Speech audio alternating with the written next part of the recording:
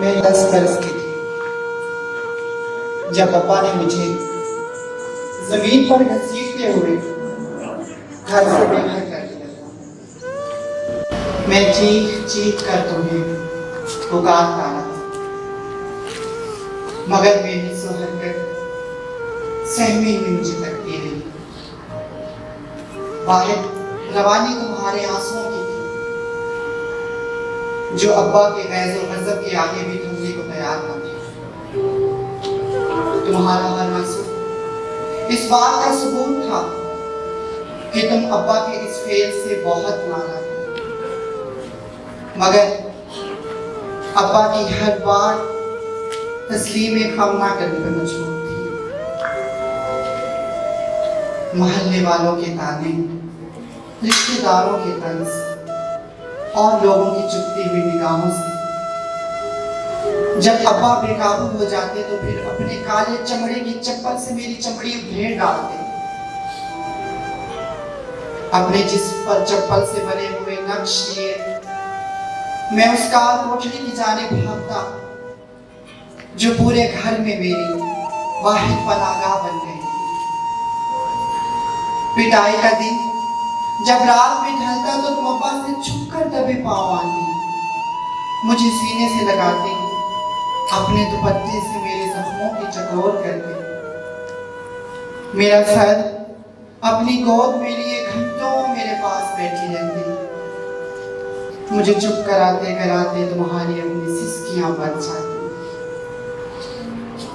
आहों और सिसकियों की गूंज के अलावा इस कार कोठरी में कुछ सुनाई न देता।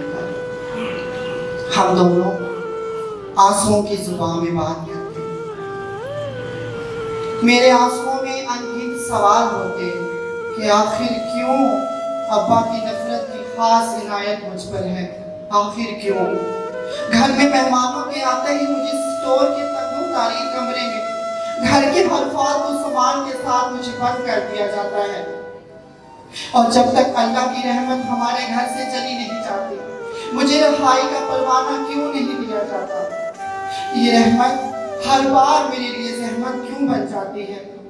मगर माँ मेरे हर सवाल के जवाब में तुम खामोशी से मेरे ऊपर मोहब्बत भरी निगाह डालती और कुछ ना बोलती। बस कभी तुम मेरे माथे का बोसा लेती और कभी मेरे हाथों को चूम कर इस बात की गवाही देती कि मैं तो अपने राजा बेटे से बहुत प्यार करती हूँ ना। एक सवाल करते करते मैं थक जाता और नींद की आगोश में चला जाता कि आखिर मेरे से ऐसी क्या खता हुई जो मैं अपने दूसरे बहन भाइयों की तरह अब्बा के प्यार का हकदार नहीं हूँ। हाँ, तुम्हारी गोद में सो जाने से पहले ये भी दुआ करता कि रात कभी खत्म ना हो, मगर सुबह होती और फिर तुम उस औरत का लिबादा ओढ़ लेती जो अब्बा और मुआशरे के खौफ से मुझे प्यार करते रहती थी। जिस दिन अब्बा ने मुझे घर से निकाला उस दिन मेरा कसूर बस इतना ही था कि मैंने तुम्हारी सिंगार मेज पर रखी हुई लाली से अपने होंठ रंग लिए थे, तुम्हारे सुर्ख दुपट्टे को सर पे ओढ़ा, तुम्हारे हाथों की कंगन अपनी कलाई में डाले, तुम्हारी टक टक करने वाली जूती पहनकर खुश हो रहा था। बस ये देखने की देर थी कि अब्बा ने मुझ पर फिर जूतों की बरसात शुरू कर दी। मैं मुआफी का तलबगार रहा, मगर मेरी शिमाएं ना हुई, और फिर गाली गलोच करते हुए जमीन पर घसीटते हुए ज़नख़ा ज़नख़ा कहते हुए मुझे हमेशा के लिए सब घर वालों से दूर कर दिया गया। मेरे लिए अब्बा के आखिरी ये अल्फाज थे कि आज से तू हमारे लिए मर गया है। ये जुमला सुनते ही मेरे हाथों की गिरफ्त जिसने अब्बा के पैरों को मजबूती से पकड़ा हुआ था कमजोर पड़ गई।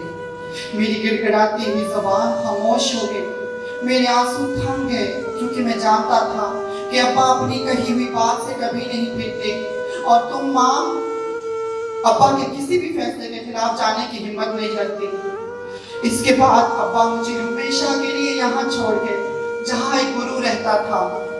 अमजद की जगह मेरा नाम अलीशा रख दिया गया।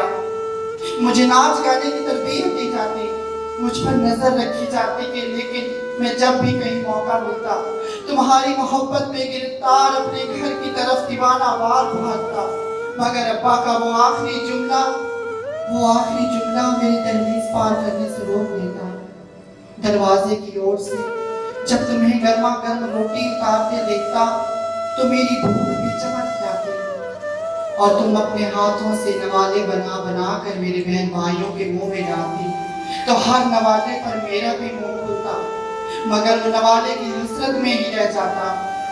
इस हसरत को पूरा करने के लिए मैं अक्सर घर के बाहर रखी हुई सूखी रोटी को अपने आंसुओं में भिगो भिगो कर खाता। बाद की ईदें तो तन्हा ही थी, पर जब घर बदल ना हुआ था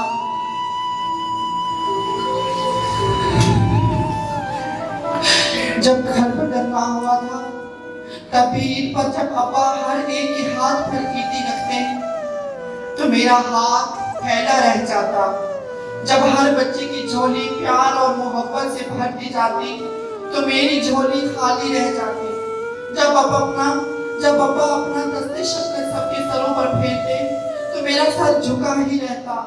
सहन में खड़ी अब्बा की साइकिल जिसको अक्सर मोहल्ले से गुजरते हुए देखता तो हर बार दिल में ये ख्वाहिश पैदा होती कि काश अब्बा साइकिल रोककर मुझे एक बार अपने सीने से लगा दे। मेरी ये ख्वाहिश ही रह गई। घर छोड़ने के अज़ाब के बाद मेरे ऊपर एक और अज़ाब नाज़िल हुआ जिसके खुद ने मेरी रूह तक को जख्मी कर दिया। चंद शुल्फा गुरु के पास आए और मुझे अपने साथ ले गए। मुझे जबरदस्ती बेलिबास किया और अपनी हवस की भेंट चढ़ा डाला। माँ, मैं इतना छोटा और कमजोर था कि मैं तकलीफ की वजह से अपने होश ही खो बैठा था। फिर इसी बेहोशी के आलम में मुझे गुरु के हवाले कर दिया गया। फिर ये सिलसिला ऐसा शुरू हुआ। माँ, मैं रोज ही अपनी नजरों में गिरता मरता रहा।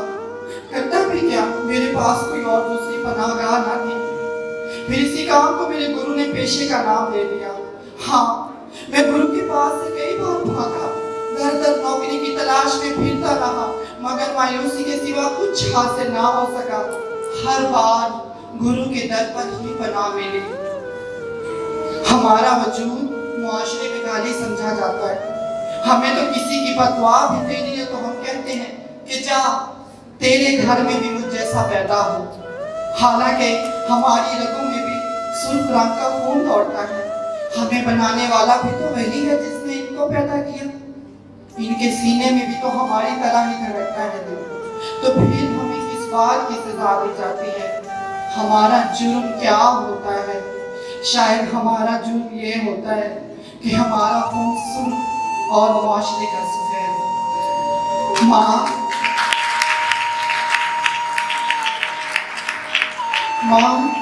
मैं सारी जिंदगी जीने की चाह में मरता चला गया। सफेद खून रखने वाले लोग कभी मजहब की आड़ लेकर तो कभी जिस्म फरोशी से इनकार कर मेरे जिस्म में गोलियां उतार देते हैं। मेरे साथ भी कुछ ऐसा हुआ और मुझे गोलियां मार दी गई। जब होश आया तो डॉक्टर मुझे उम्मीद की किरण दिखाने की कोशिश में आहिस्ता आहिस्ता मेरे कान में सरगोशी करता था कि अगर तुम हिम्मत करो तो जिंदगी की तरफ लौट सकते हो। मैंने बहुत मुश्किल से अपने होठों को जुम्बश दी और डॉक्टर से कहा, अगर मैं हिम्मत करके लौट भी आया तो मुझे क्या जीना दिया जाएगा? जब मलकल मौत मेरे पास आया तो मैंने उससे जीने के लिए चंद लम्हों की दरखास्त की। न जाने क्यों इस बार मुझे उम्मीद थी कि तुम दौड़ी चली आओगी। मेरा बच्चा कहते हैं मुझे सीने से लगाओ, मेरे सर को अपनी गोद में रखकर मेरे जख्मों की टकोर करोगी, इस दुनिया से रुखसत करोगी। लेकिन मौत के फरिश्ते ने चंद लम्हों की भी मोहलत ना दी। सुना है क़यामत के रोज बच्चों को माँ के हवाले से पुकारा जाएगा। बस माँ, तुमसे इतनी सी इल्तिजा है कि उस दिन मुझसे मुंह ना फेरना।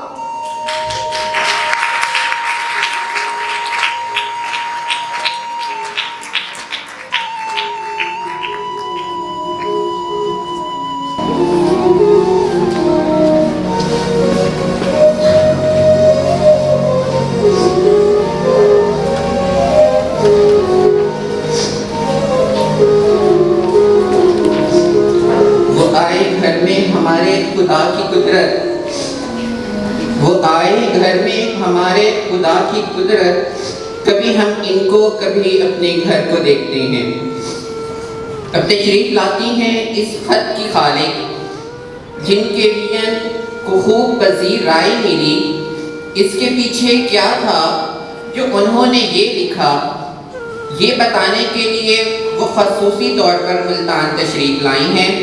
हम इनके शुक्रगुजार हैं। तशरीफ लाती हैं मैडम लीना हाशिर साहिबा।